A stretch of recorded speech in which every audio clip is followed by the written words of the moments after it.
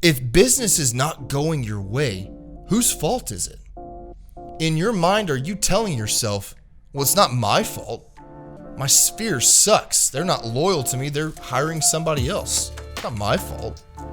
I don't know. I can't ever convert for sell by owner. For sell by owners suck. Like, I'm doing all the things that you teach me to do, and I'm going through your script, and it's just not my fault. Or I can't get these people under contract. I'm doing all the things we're supposed to do, but it's not my fault.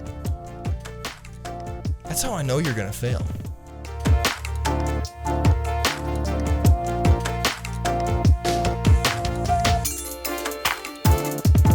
Hey, what's up, everyone? I'm John Darden, and this is the Elite Realtor Experience, a podcast dedicated to agents ready to take the next step in becoming elite. I'm fired up today, and I want to try to be quick because the point is simple. I know if you're going to fail or if you're going to succeed. I know. I can sit down with you and have one conversation. I can tell right off the bat whether you're going to do well in this business or in life in general, quite frankly, just off of one quick convo. And it's very simple. I see this over and over and over. There's a very simple distinction that can be made between those who are successful and those who are not. And I don't usually like to categorize people this way. I definitely don't like to put labels on people. But there's a thing that people in this industry do that assures they will fail. That is guaranteed they will not make it. It's the folks who say, it's not my fault. It's very simple. Well, nobody showed up to my open house. It's not my fault. Well, my friends don't use me. That's not my fault. Well, my business isn't really where I want it to be. But you know what? It's not my fault because those are the people who don't do well. Take it deeper than that. My relationship is looking like it's probably going to end, and it's not my fault. It's her fault. It's his fault. Yeah, you know, things just aren't going very well at home, but it's not my fault. Oh, I put on some weight, and I'm not really feeling very good. But you know what? It's not my fault. I want to tell a really quick story.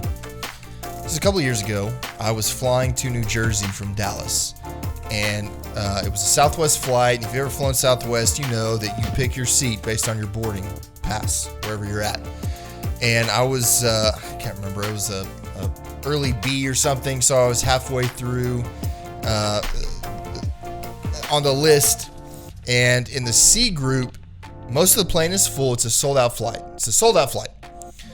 And this very, very, very large human being starts walking down the aisleway and can barely even make it down the aisle. It's a full flight. And so there's one middle seat left. One. And I say by the time she had been walking up and back, there was one middle seat left. And she couldn't fit in the seat. And quite frankly, she couldn't fit in two seats. Really, she should have had 3 tickets to take up an entire row. And I'm not trying to be a jerk. This is actually what happened. And so stewardess comes up and she starts chewing out the stewardess because she doesn't have enough room to sit down. And then all of a sudden it was the pilot's fault because they don't make the seats big enough. And there was a, no. Some jerk, remembering the stories I'm telling you, some jerk in the back, as this lady she's chewing out the stewardess. They brought the pilot back, or the co-pilot, one of the two, and he's trying to calm her down. And somebody in the back yells, "Lose some weight!" Like, that wasn't a cool thing to say. But she turns around and she says, "I can't." So, long story short, there was a nutritionist that was sitting not far behind. And she walks up, and this is happening within like 6 to 8 feet from me.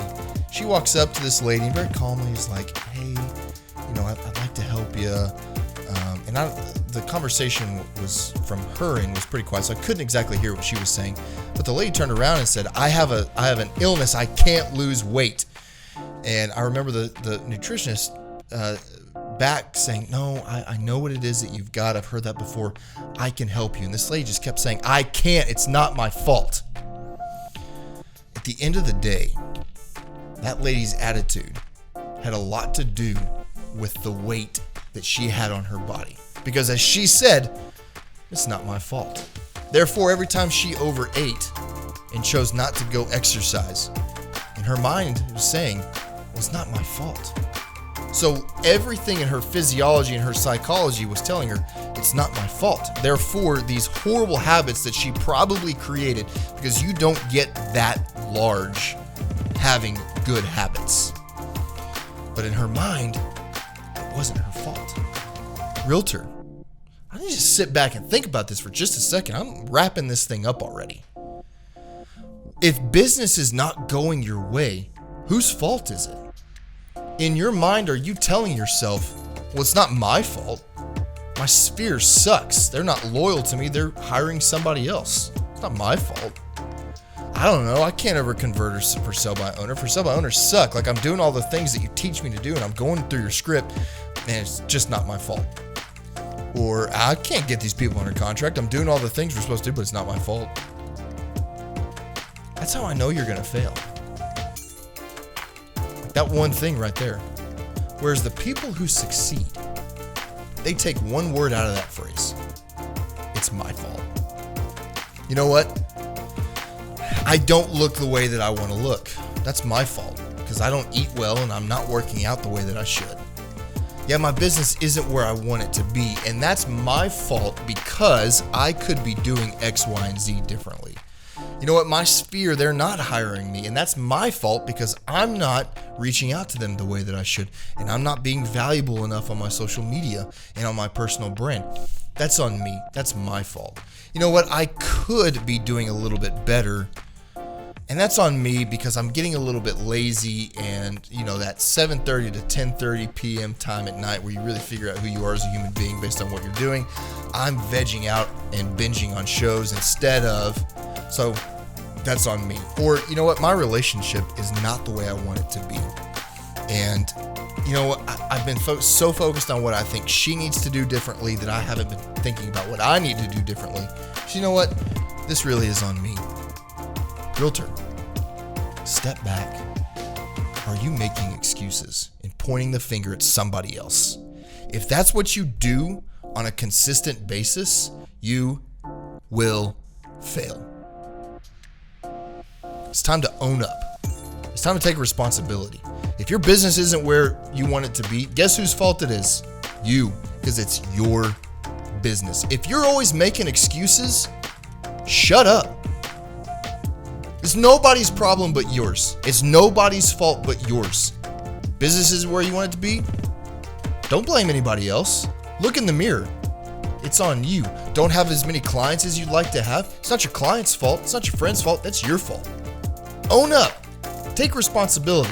Things aren't going your way. What do you need to do different? Quit pointing the finger at your broker, your team leader, or the sales manager.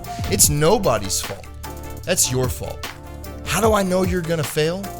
Because you say it's not my fault. Get that phrase out of your vernacular. Own up. Take responsibility. Hold yourself accountable. Do what you need to do. Our whole culture would get a lot better if we would stop blaming everybody else. See you on the next one.